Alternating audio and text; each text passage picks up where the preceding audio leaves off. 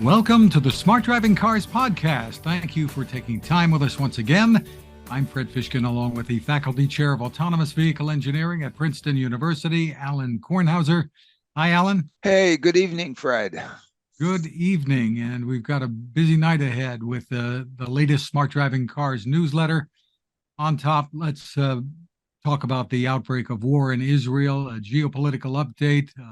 Princeton Professor Daniel Kurtzer, former U.S. ambassador to Egypt and Israel, gave a timely lecture that you were able to attend. Tell us about it. Yeah, and it was really good yesterday at 5 o'clock. You gave the lecture, and it was a most sobering and an insightful presentation of the issues on both sides, and basically what led up to it, where we find ourselves, and what the future may bear on this and bring on this. And I put it into the Smart Driving Cars e-letter simply because I think I think this is again a very sobering, thoughtful presentation by somebody who certainly knows Israel and that area, as ambassador to Egypt and an ambassador to Israel. Um, uh, I think he has enormous insight on what's going on. And then after you watch his lecture, he gave a lecture 9 years ago on really looking to pathways for peace in the Middle East, which again is very insightful um, in the context of what happened on Saturday. You say to yourself, "My goodness, missed Our opportunities thoughts and prayers are quite obviously with everyone there on and both of sides." And I mean, course. come on, let's cut it out. Um, And there is a tie-in with mobility here too, with Mobileye being based there and other companies that have been making a lot of progress in this space. yeah, absolutely. And but this is about people's lives, and Right. and so anyway, a real shock to the world here, and let's see if we can't solve this problem here. And there is a link to the talk in the latest newsletter that we encourage There's a people link to there follow. that you can watch it. I've there's so much information there. I've watched it already 2 times. Um, it's chock full. Moving on in the newsletter, headline number one reads, Meet Waymo One, the ideal third wheel for your first date. I mean, this is a ex post that Waymo placed, and just can't understand where they're coming from. I mean, um, I didn't like it, and I think it's the wrong message, even though it's a message that, I mean, it's just, why aren't they taking the high road on this? Why do they have to take a low road? And I just don't understand it. Here they've developed and invested all this money in the technology to give people rides, and everybody rides, and why don't they focus on that instead of, I mean, suggesting sketchiness by the other guy? Just, I don't know who.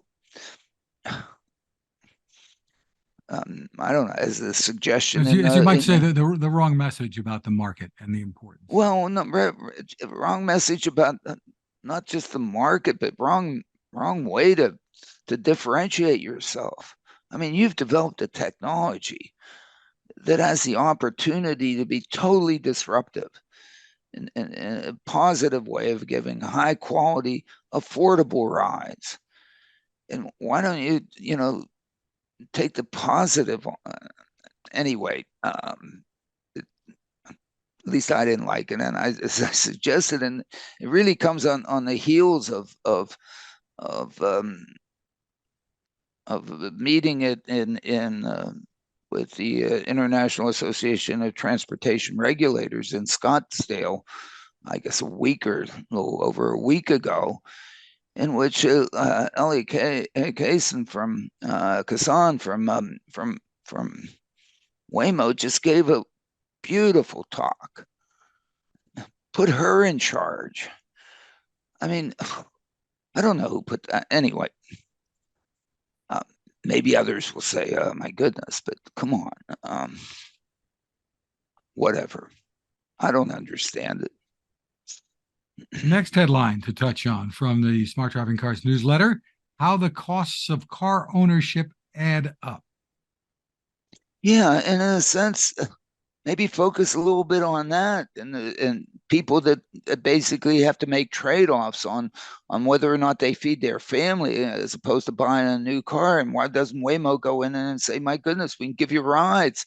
And given the economics of this, as long as Alphabet doesn't try to generate too much of a return on investment on this thing too quickly, I mean, we can give affordable, high quality rides to people and help them improve their lives.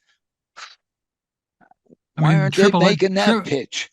AAA is quoted here as saying the average annual cost in the first 5 years, this is annual cost, Yeah, of new car ownership rose to $12,182 this year, per year. up from Yeah, 10,700 a year ago. and those are Wow, that's a big costs, jump. and those Yeah. it's a big jump, and it's a big number because those are certainly after tax dollars. And if you happen to be sort of in the lower economic strata, a blue collar worker like me here, um, You just happen to you be know, wearing a blue collar, I right? just happen to be wearing a blue Me collar, too. but yeah, and you too. But really, this is this is a substantial portion of a family income, and this is for one car. Okay, how many people are in a household? And so, if there are two people of driving age, the other person needs a ride. I don't know. I guess they just don't get it. And so, Fred, I guess we have a plug here, don't we? Should we define this as a commercial? At least I stuck it in here in the newsletter. An image of the cover of our forthcoming book, the real case of driverless mobility, coming soon.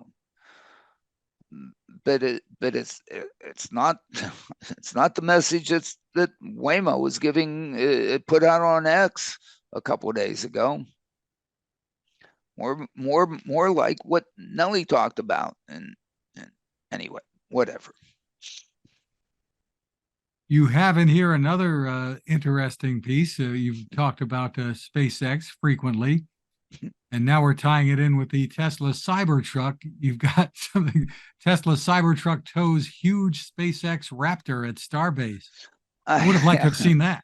Oh man, click on that thing, and it's the vacuum engine version of Raptor 2. And, I mean, they haven't even announced the beginning the sales of these things, and they're sort of leaking this out. So people like me, I guess, sort of put it out there as free advertising for them or whatever. I don't know, but I'm telling you, if talk about towing capacity. and towing capacity and so on. I mean, the Raptor, the Raptor should be being pulled by Cybertrucks. Well, Anyway, the Tesla semi, right? well, no, not That, well. The Tesla Semi. That's no. This is that's a just given. the Cybertruck with a flatbed behind it, and you everybody will be able to see it. Just click and watch it. Whatever. It's interesting, but it's out there trying to. I'm sure that Tesla itself must have been out there filming this stuff, not just the guys and gals that are out there watching Starbase and say, "What's that going by?" you know. Very neat. Then, why electric cars failed 100 years ago? Some Yeah, history and here. yeah, this is really interesting because this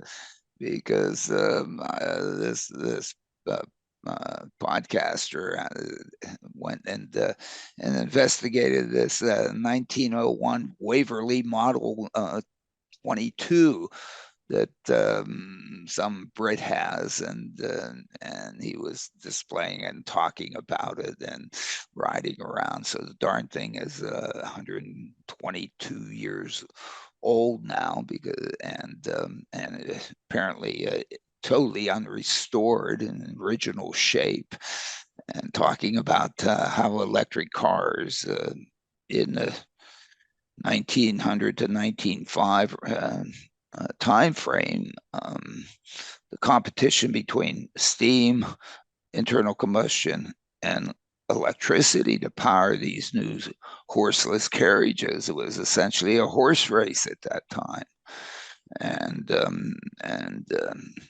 talks a little bit in there about the challenges of steam, and he talks, of course, about in the end the challenges of electric cars, even though one of the things that Elizabeth liked about it was the comment that in fact electric cars were marketed towards women and providing mobility for women, and for women, because it was so easy to start, so easy to run, so easy to maneuver, and um, but I guess in the end, the range issue reared its ugly head, and it got wiped. It got wiped until very recently. Until Tesla began to change the world. Next in the newsletter, a headline that says, "We tested Waymo's driverless taxi in LA in the perfect chaos of Venice Beach." And this is from Elektrek. Yeah, and it is a very good article, and it's very thorough, and it's very fair. But again, Waymo is out there providing access to reporters to get some buzz about this. And sure, um, in Venice Beach and um, and Santa Monica, yeah, I mean it worked well. The question is that where people need rides? And it, I guess my view is that my goodness, these are pretty much going to be ones and dones for the most part. Why? Because most of the people and the reporter here have already good means of getting around those places. And so again, if it's a novelty, wonderful. But a novelty isn't going to make a business out of this. I don't think. Hula hoops stuck around for how long? Not very long. I mean, there's still some around. So if that's the business case, if this is the proof to market, uh, I doubt that the Santa Monica's and Virginia beaches of this world are the sweet spots of a proof of market. But again, that's what Michael Senna and I try to address in the book. We've tried to address it in these e-letters and podcasts and Zoomcasts. Um, um, rest of the world doesn't seem to agree with our view on this. So far, we haven't been proven wrong because nobody's Well, wait established the till they read market the for book. this.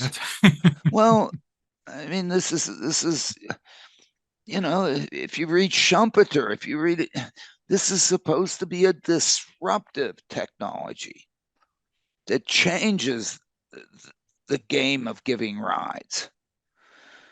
And the discussion here is not a change. And in fact, he said, well, maybe, whatever, if it's a little bit cheaper, maybe, la-di-da, la-da-da. That's not disruptive. The iPhone was disruptive. The internal combustion engine in a car in the 1905, 1910 period was disruptive. Henry Ford made it disruptive. Teslas right now are disruptive in the electric vehicle market. If they succeed with the Cybertruck, if the Cybertruck outsells the Lightning, it's game over. Schumpeter and his concept of having a decisive cost and or quality advantage allows you to get 80% market share, become market dominant. Google in search, boom. Hey, Microsoft with Office, boom. I don't know. Didn't sound to me like this is a report about the rides being given here basically changing John Dowell's life. And if it's just, whatever, and a novelty, I don't know. To me, it's a pet rocker or a hula hoop. No. In Business Insider, David Risher, the CEO of Lyft, had a piece that talked about big tech made America lonely, and he sort of explains that well, we all know people attached to their screens, young people, older people. They don't go to the movies; they're just streaming. They're having food delivered, and he also mentioned that Lyft is not doing food delivery because of that, because he feels it makes people more lonely, isolates them more. So it's an interesting piece. And your take right away was, well, my goodness, why don't you offer shared rides? Okay, why don't you get people to ride together? Sure, it's nice to be able to ride with a driver, but why not, encourage ride sharing, real casual ride sharing? People meet each other. Why not create an environment for that? Oh, I mean, COVID, I can't possibly be next to somebody else or whatever. Yeah, and it's tough. I know it's tough. I know it may be tough, but he has the opportunity to do it. Plus, I think he realizes that in the end, the cost of having food delivered from a restaurant prices are really high. It's amazing to me that, I mean, the inflation in what a lunch costs now. I mean, if anybody was going to the office now, they must be now taking a lunch pail. You can't afford to go to lunch. And then to say, oh, I'm going to have that expensive lunch delivered and have to tip both the restaurant and the delivery guy on top of it.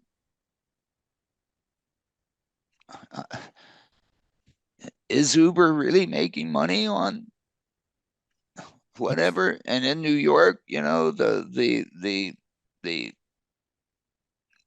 implications on work rules and so on, and benefits for delivery people that's then going to come to other cities. I don't know. Maybe for the very rich or those that are, I don't know,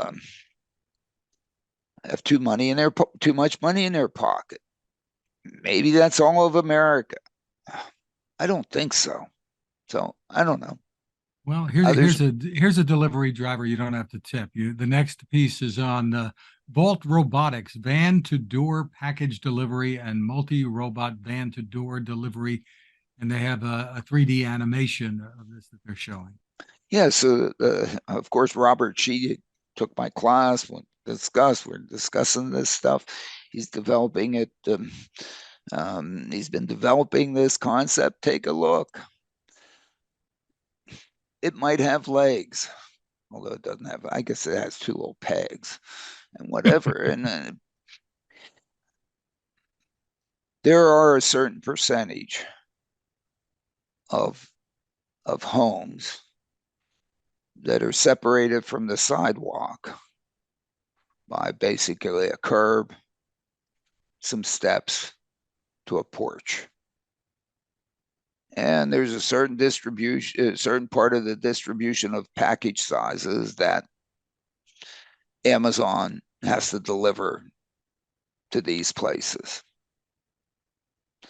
I guess each home, probably each suburban home anyway, each single family or duplex home in the US has probably received an Amazon delivery by now. If not 100%, 80%. The heck with the other 20%. 80, that's a lot of deliveries. And if those deliveries can be taken from the vehicle and placed on the porch, just that subset, so that the driver doesn't have to do that. The driver doesn't have to get out of the vehicle. It can be like, milk delivery in Brooklyn with a horse and buggy milk truck, in which the milkman took the bottles and took them up and put them on the steps on the porch. But the horse was smart enough to advance the vehicle so that he didn't have to get back in and move the thing. Okay? So now, even before automation of the truck, the efficiency opportunity of having this put the packages for just the subset of the houses that have that configuration, for which Amazon or anybody who's doing the delivery, UPS or FedEx or any of the others, knows what that is. They know which customer. They can label it. I don't know. Is it 30% of their deliveries could be done this way? If it's 30%, that's a big opportunity. Maybe. I don't know. So, Robert, I really like what you put together. Great. Keep it going. Next headline, Waymo Zeeker robotaxi poised for U.S. testing by the end of this year.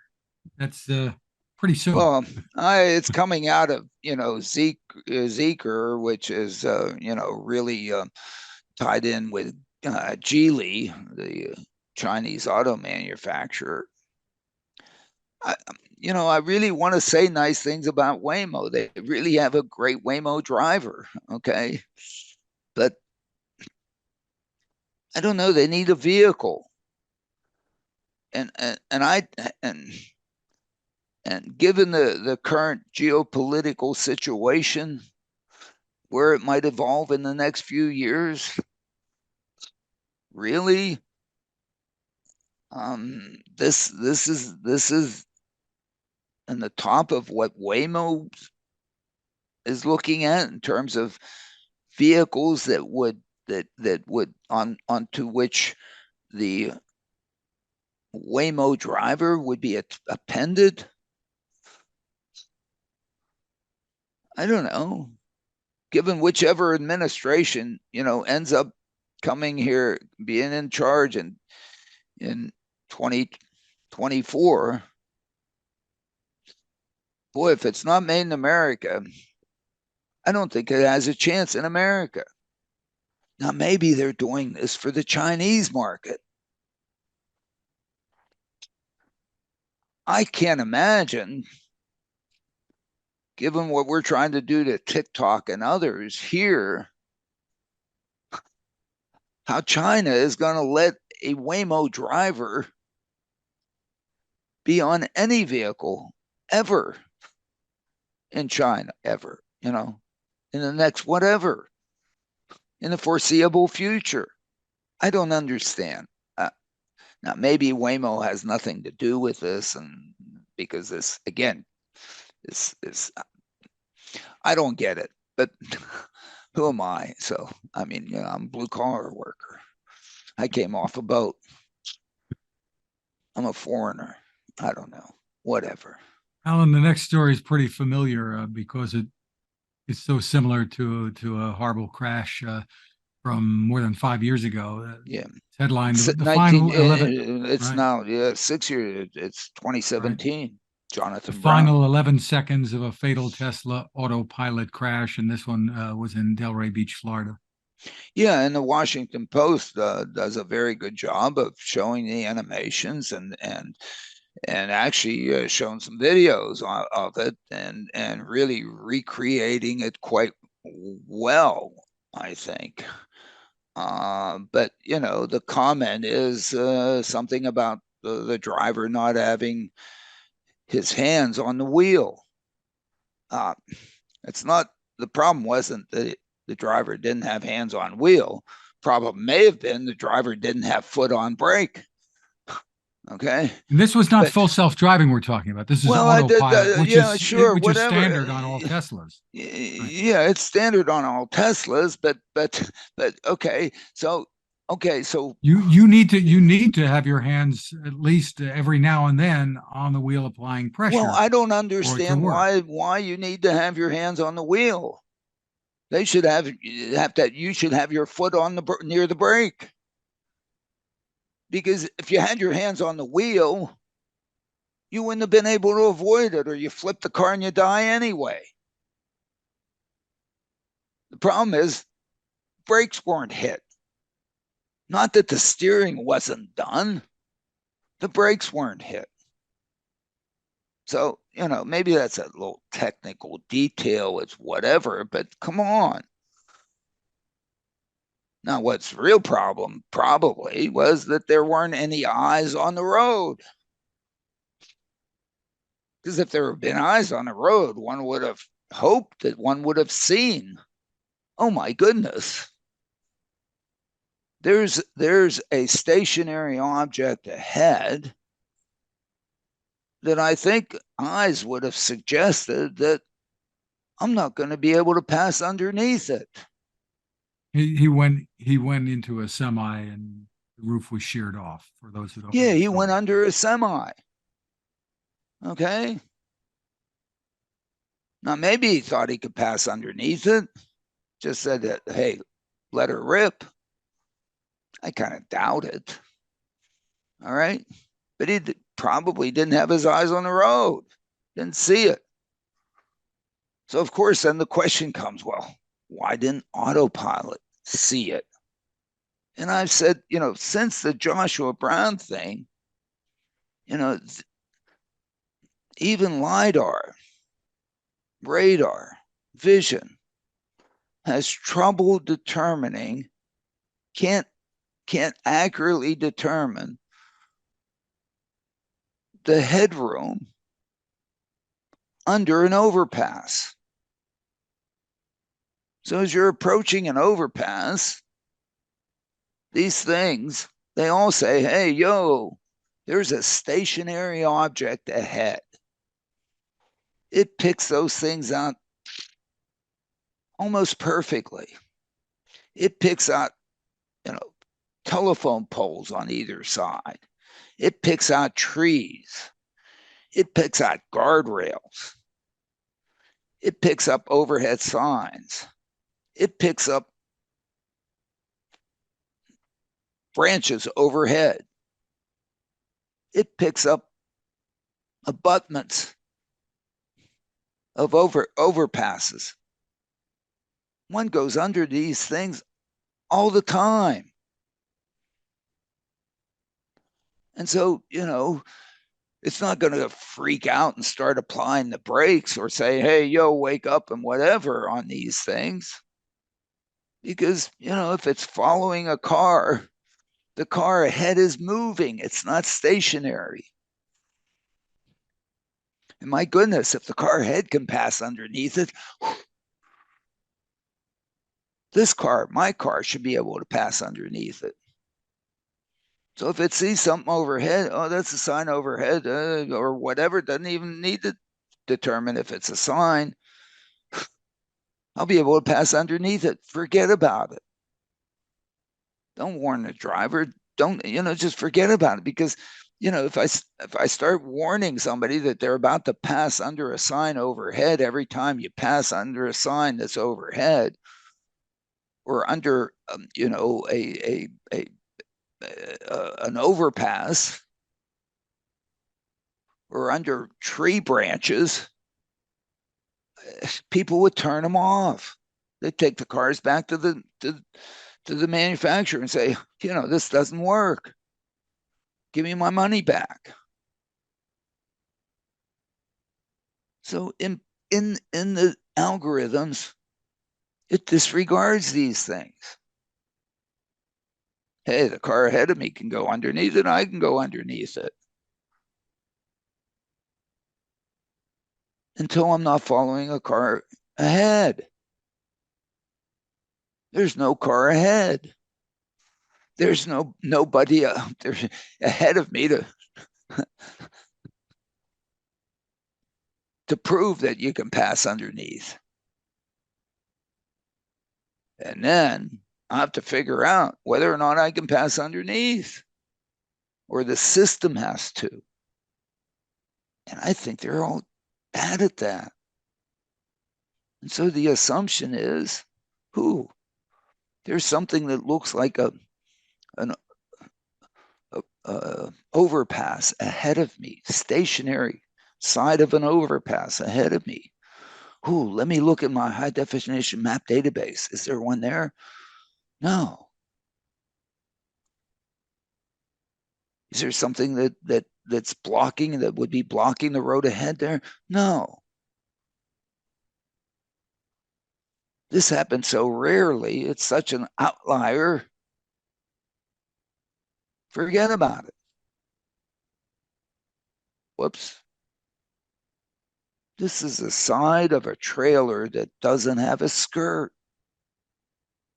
I don't know, this high off the ground. Radar's just bouncing. Hey, I get a ping up here. I see the thing up here. But how many overpasses have you passed under, Fred? As you're approaching them, recognize them. Hey, usually there's a sign up there. My goodness, if you're a truck driver and you're on the Belt Parkway and you need 14 feet of clearance, there are big signs there. Whoa, you shouldn't be here. You shouldn't be on the Belt Parkway anyway. Why? Because you're going to shear the top off. And even a truck driver can't, hey, is there 14 feet of clearance there? Is there whatever? So in both the Joshua Brown crash and this crash, same situation. There's a tractor, there's a trailer of a tractor trailer sprawled across the road ahead.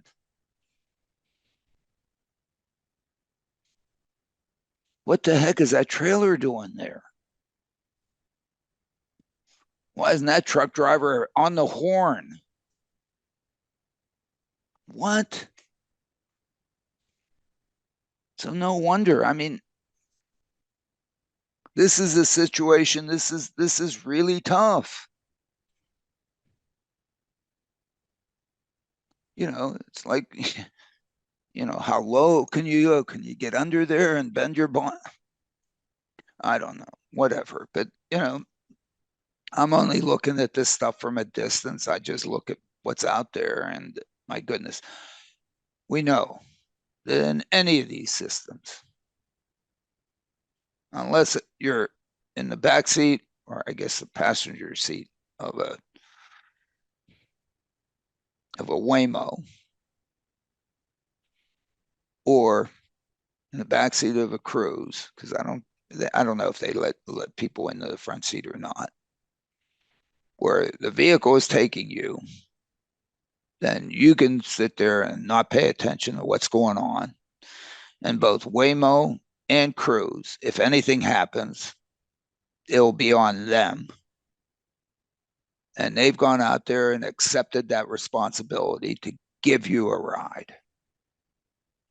In any of these other systems that are out there, on any other vehicle, you're the one responsible to make sure that it doesn't crash. We'll see what the jury has to say in this case, but you know, oh, I thought, who it's who, whatever, who I didn't read, who they brainwashed me, who, whatever. Okay, whatever. Well, he's not going to be telling his side of it. That's Yeah, it's that we know. unfortunate. It's really unfortunate. Keep your foot next to the brake, pay attention, keep your eyes on the road. Comes down to that. And talking about Waymo, their robotaxi service now available to tens of thousands of people in San Francisco, opening up more vehicles, expanding the service there. It's wonderful. It's wonderful that they're out there giving rides. And the posts that they put on X with respect to what they're doing in San Francisco is great, because they're saying that we're going to give rides to everybody, anybody, whether you're here, there, whatever, and so on, and so on. Fantastic. Please do more of that. I mean, what's going on here? So, I do like Waymo. Okay, I do think their rides are great. They do work. They've done this very carefully. They have tested it. Doesn't mean there isn't going to be a crash. Doesn't mean there isn't going to be, somebody get hurt at some point in time. But my goodness, they have been very meticulous at doing the proof of technology. I think, yeah, they passed that one. I'm just trying to get them to pass the proof of market so that they'll survive. So that Alphabet doesn't, look at the balance sheet and say, hey, I have fiduciary responsibility to my stockholders, and say, this is like crazy.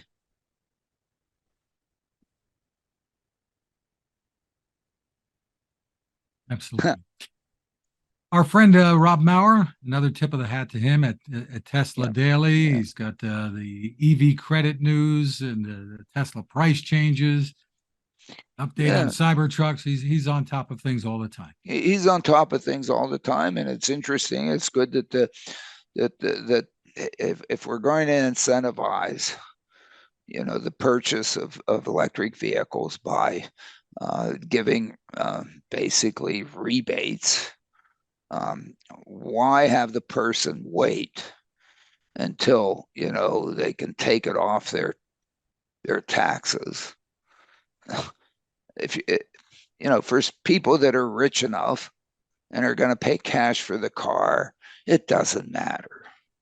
Okay, somebody is trying to finance the car, and somebody has to say, yo, whatever, you haven't got, I mean, it's a whole different business. So in fact, they get less of a benefit because of the finance charges associated, because the cash associated with the 7,500 isn't appearing at the time of purchase. It has to wait, I don't know, 9 months, 18 months, who knows how long, until one files one's tax return to get it. And heaven forbid somebody wants to acquire one of these things whose tax burden isn't $7,500, and who isn't like some people who, whatever, modify the value of their assets so they don't pay any taxes. But we won't go there. Sorry, I mentioned it. Never mind. I mean, they don't even get the 7,500. So again, once again, it's one of these programs in its initial presentation that was really great for the rich. And as you come down the economic distribution, for the top percentile of the wage earners, great. But as you come down that distribution to the blue collar workers, not there. So what kind of public incentive system is this? This isn't equitable. This isn't fair. So they're going to fix that. Apparently, great. Come January 1. I'm just wondering. The implications on Tesla may be, my goodness, they're trying to sell 1.8 million cars this year. They might be able to sell 1.8 million cars, but I can't imagine them selling any or very many in the last half of December or something like that. When people say, "Well, I don't want to take it now," because if I can wait until January 1st or after January 1st, I guess, I don't know. There may be some details or some ways around this thing, but if I buy the car for Christmas on December 20th, I'm going to have to wait, at least 9 months, 6 months, whatever, to get my $7,500. Whereas if I wait a few days after January 2nd, the line at the Tesla whatever, or the deliveries that Tesla is going to have to make January 2nd, where Elon's going to be pulling his hair out, because of course the numbers that the Wall Street people look at them. I don't know. Rob Maurer will help us on the little details of that dynamic. But anyway, should be interesting come January 1st to see what happens with sales. Yeah. So Fred, what are you going to do? When are you going to buy your Tesla? Right after you, but it should be after January 1st. I'm telling you, after I saw that the Cybertruck hauling the Raptor 2 vacuum engine, I've got to buy. I need a Cybertruck. And with all the flooding, it can float too, supposedly, but that's another story. So Really? I mean, really, at least that's what they say. Well, so, I don't know. Is that a good idea? I really want to float down a stream, rushing, ba ba boom. Well, really, in a flood, it would beat sinking, but that's the way I see it. I mean, a lot of people have died with cars that are floating. Why? Because once you start floating, guess what? You have no normal force on the tires, and therefore you have no traction. Right. You have no traction. You're done. But anyway. Oh my goodness. Never mind. On that note, Alan, that's going to wrap up this edition. You can find us at smartdrivingcar.com. Tune to Spotify, Apple, Google, Amazon, wherever you turn to for podcasts. My tech reports are at textination.com. I'm Fred Fishkin along with Alain Kornhauser. Thanks for spending time with us. Please stay safe. Yeah, and please, let's see if we can't fix things in the Middle East.